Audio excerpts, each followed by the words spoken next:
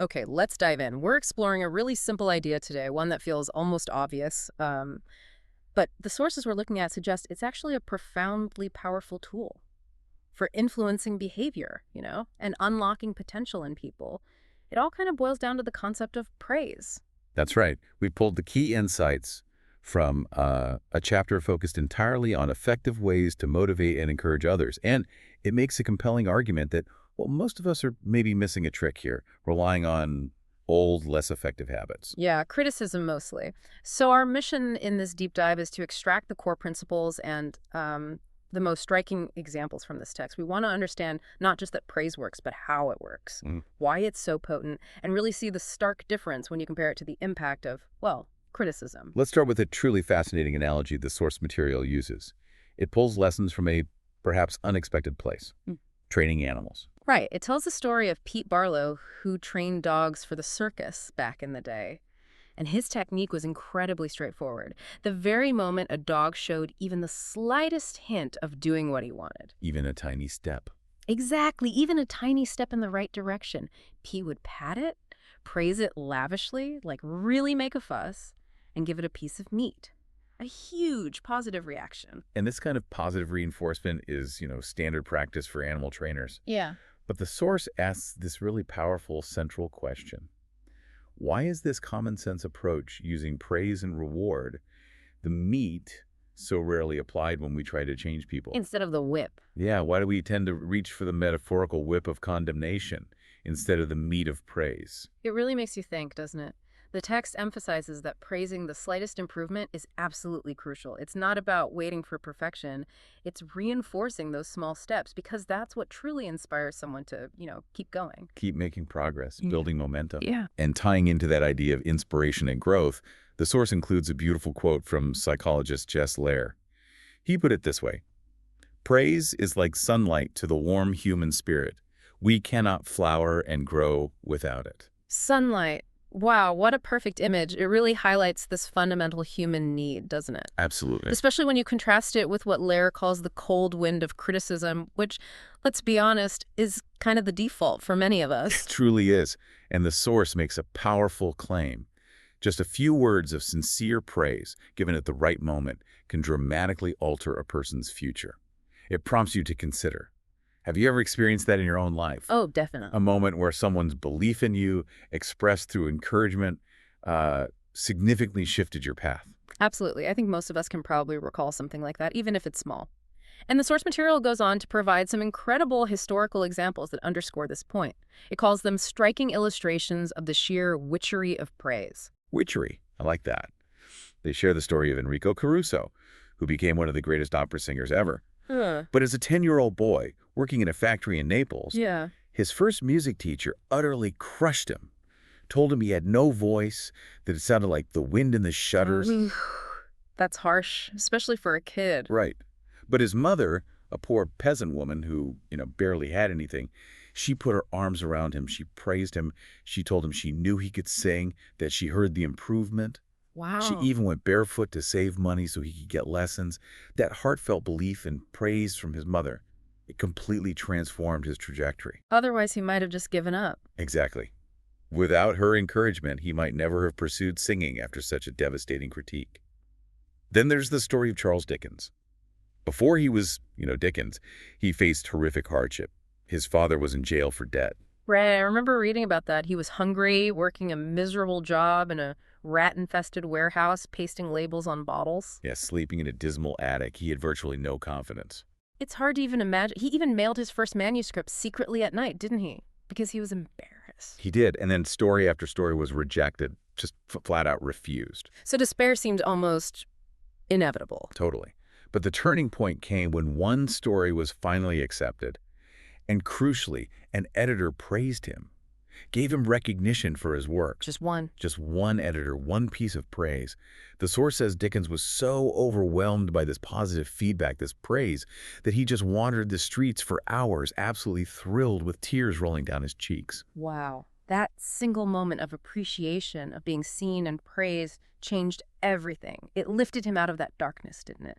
And set him on the path of becoming one of the most celebrated writers in history, instead of potentially remaining stuck in that factory. It's incredible. And another powerful example is H.G. Wells. He absolutely detested his job as a dry goods store clerk.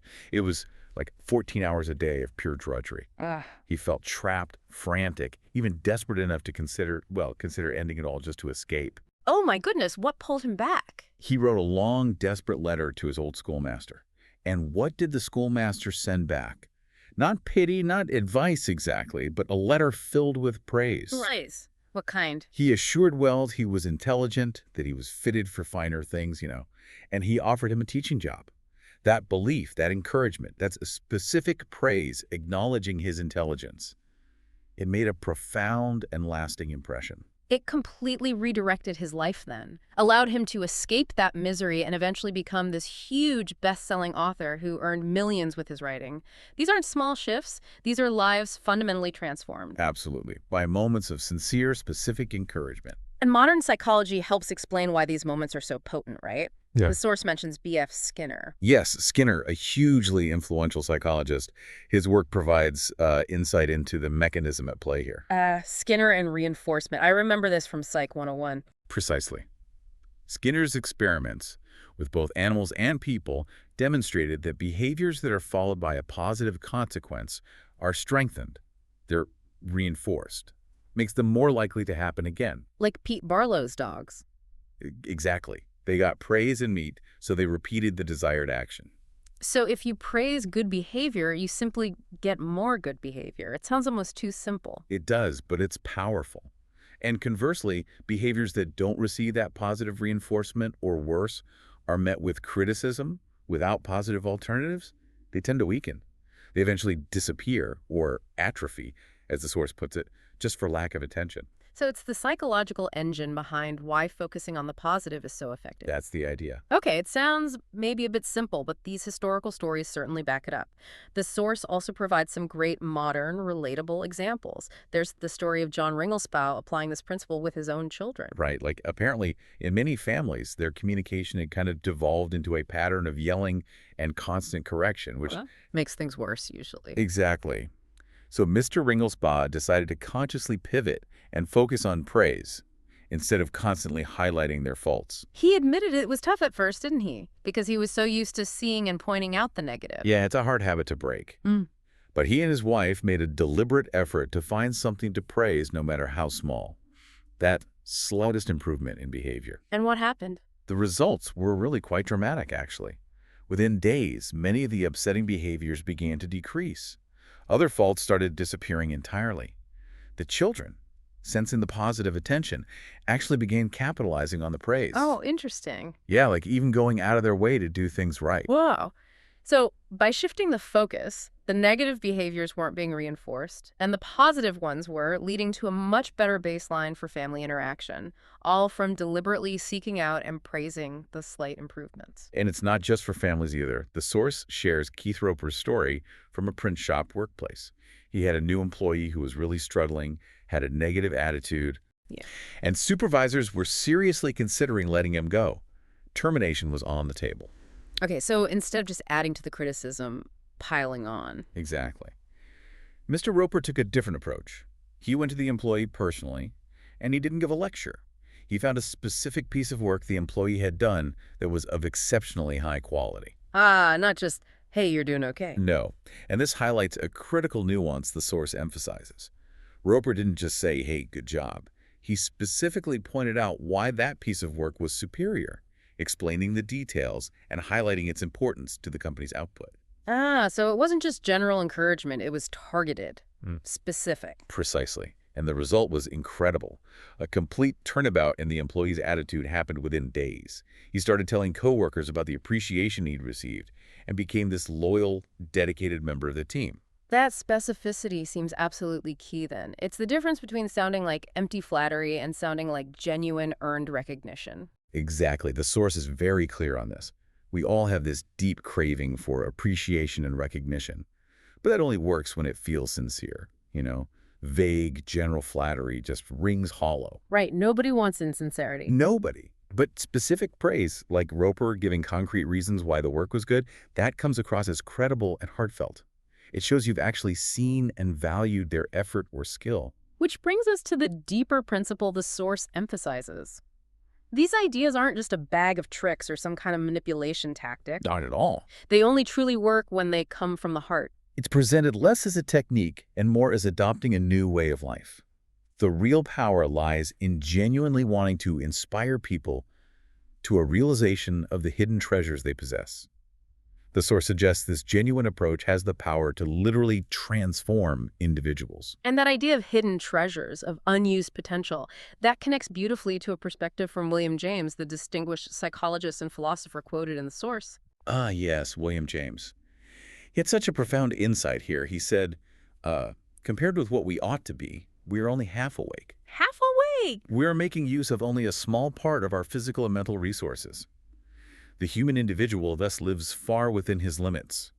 He possesses powers of various sorts, which he habitually fails to use. Only half awake.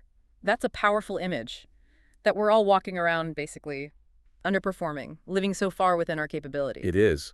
And the source argues that one of the most incredible magic abilities we possess, which we habitually fail to use fully, is our capacity to encourage others, to use praise to help them see and step into their own latent possibilities and unused powers.